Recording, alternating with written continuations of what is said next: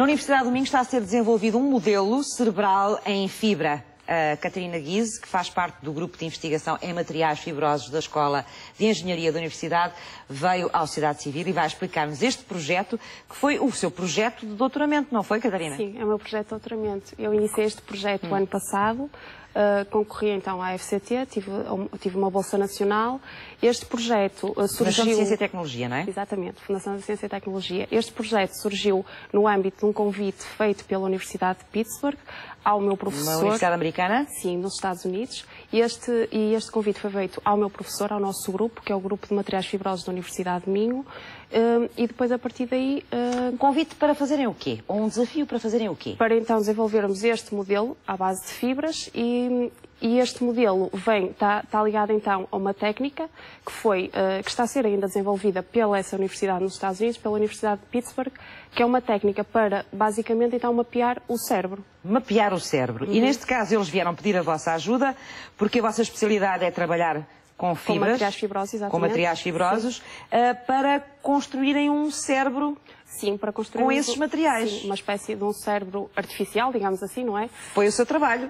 Está a ser o seu trabalho. Quando é que o começou? Comecei o ano passado, ainda tenho este ano mais 2 anos pela frente. Isto que estamos a ver aqui, aquela imagem que estávamos a ver do cérebro, ainda agora tem a ver com isso? Exato, é o tal mapeamento do cérebro. Basicamente, então, esta técnica consiste... O paciente é inserido numa máquina de ressonância magnética. Sim. E essa máquina vai analisar o movimento das moléculas de água no interior dos axónios. Portanto, fazem parte então do nosso cérebro. São as estruturas que transmitem os impulsos elétricos para que uma pessoa fale, se mova, etc. Sim. Então, estudando a água, o movimento da água, essa máquina depois o software faz a extrapolação, portanto, retira os dados, trabalha os dados e a partir daí conseguem-se construir aquelas imagens que vimos há bocado. Mas aquilo depois é construído mesmo em material, em fibra? A parte do software trata a nível computacional. O que se pretende é tentar criar um modelo cerebral à base, portanto, dos materiais fibrosos, para que se valide, basicamente, aquilo que se obtém pela máquina, pelo software. E este trabalho é para continuar até quando? Da minha parte, eu tenho este ano, portanto, mais 2 anos. Mais 2 anos? Sim. Da parte dos Estados Unidos, eles já começaram em 2008, por isso isto ainda é um processo demorado. Isto é uma parte do processo. Isto é uma parte. Na prática, sim. a Catarina vai contribuir com uma fatia desta investigação para a Universidade Americana, não é? Sim.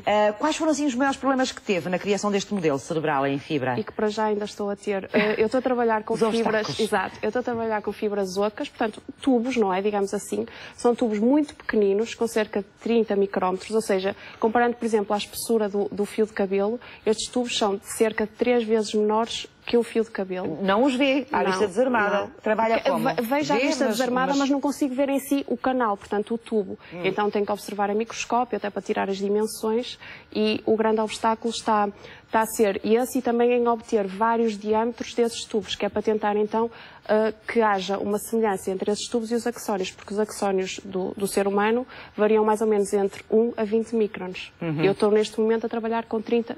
Exatamente. Mas vai trabalhar à escala mesmo do nosso cérebro, é isso? A ideia é trabalhar à escala do nosso cérebro. Porque até agora todos os modelos cerebrais que foram desenvolvidos não trabalham à escala do nosso cérebro, então a ideia é mesmo essa.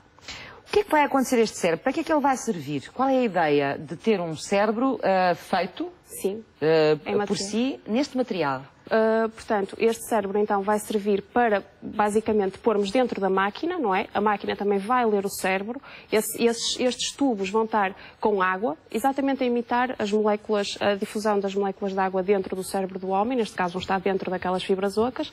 A máquina vai ler, vai também extrapolar os dados e fazer então uma simulação, portanto, a nível computacional, e a ideia então é ver se não há, por exemplo, ruídos, porque às vezes os equipamentos têm ruídos e esses ruídos levam a falsos mapeamentos, então a falsos erros. E a ideia então é fazer... Mas a ideia é estudar o quê? A partir daí depois as doenças do cérebro? Não, a ideia é ver se a máquina está a ler corretamente. No caso da universidade? Sim, exatamente, ver se a máquina está a ler corretamente, que é para depois, quando estiverem a estudar os pacientes, o cérebro do paciente, não haver qualquer erro em si.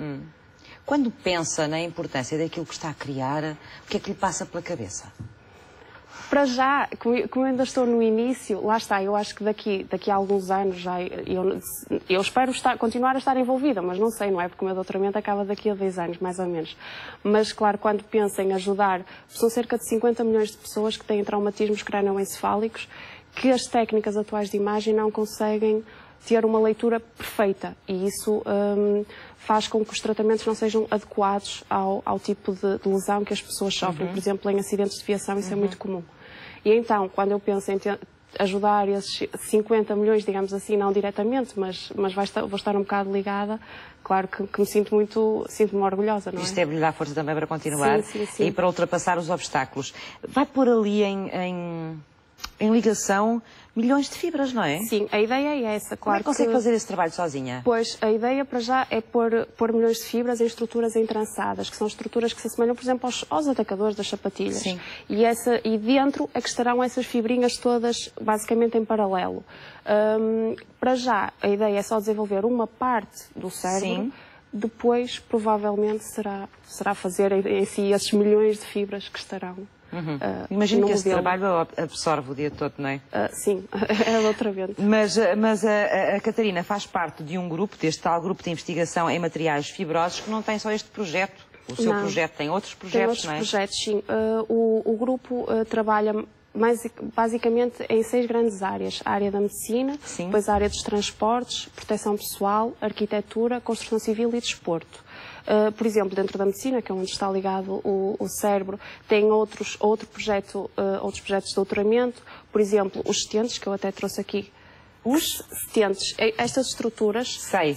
Sim, são estruturas que se inserem, por exemplo, em artérias. Muito bem. São usadas nos catéteres também, exatamente, não é? sim. E isto também é feito em materiais fibrosos e lá, exatamente. Depois temos outro tipo de projeto, é este projeto que são mangas para tratamento de linfodemas.